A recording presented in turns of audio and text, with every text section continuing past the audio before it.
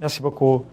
L'honorable député, je suis né à Milo, une commune qui se trouve dans la région nord du pays.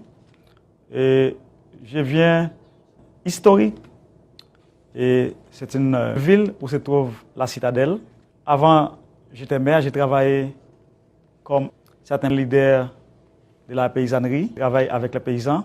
Après, j'étais maire pendant 3 fois, c'est du commune de Milo. J'étais vice-président Association mondiale des maires. J'étais avec le conseil du président Préval, conseil politique du président dictateur Jean-Claude Duvalier pendant 2 ans. Aujourd'hui, je suis dictateur, sénateur de la République. Maintenant, je travaille comme un sénateur qui a causé plusieurs milliers de gens, plusieurs milliers de morts en Haïti qui étaient morts passés par le régime d'Aristide. Avant d'entrer dans la question de Duvalier, de la question d'Aristide, il faut rappeler, lors des dernières élections, nous avons torturé, nous avons exilé. Ce régime-là a tué plusieurs milliers de gens. Aujourd'hui, ça a causé certains problèmes majeurs pour le pays. Et la situation misère, la situation de mauvaise gouvernance que nous avons là-bas, ça a été causé par le régime d'Aristide. Mais cependant, Monsieur le Président, rappelez-vous, en 2004, nous avons eu le dictateur Bertrand Aristide. La France, les États-Unis, le Canada ont forcé ce président à quitter le pays. Mais aujourd'hui, il revient dans le pays. Il circule et partout, il parle, il danse, il fait ce qu'il veut dans le pays.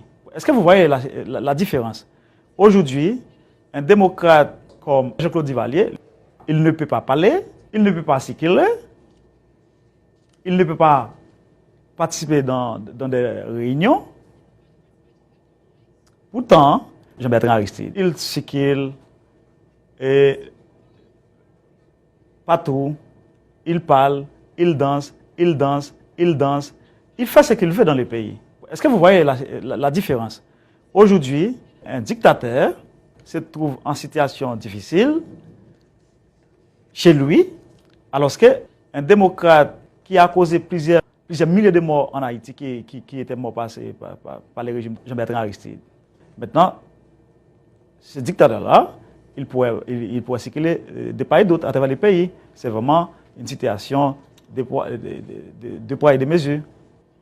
Vous savez très bien, Haïti est un pays nègre qui a été libéré et comme le premier pays nègre dans la région. Nos ancêtres ont lutté pour nous donner ces coins de terre. Brasil clamar pelo fim da MINUSTAH. Et avant même de répondre à cette question, je dois vous dire de la vérité. Je dois m'adresser personnellement à tous mes amis qui sont ici, les membres du PT, les organisations des droits de l'homme, les syndicalistes, les militants des droits de l'homme, qui m'ont invité ici pour venir ici pour parler avec les Brésiliens sur la situation en Haïti. Nous avons violé certains jeunes hommes en Haïti. Par exemple, dans le sud du pays, mes collègues parlementaires, particulièrement les membres de la commission de la vérité, les membres de la commission des droits de l'homme et les membres de la commission antiracisme, on a violé un jeune homme.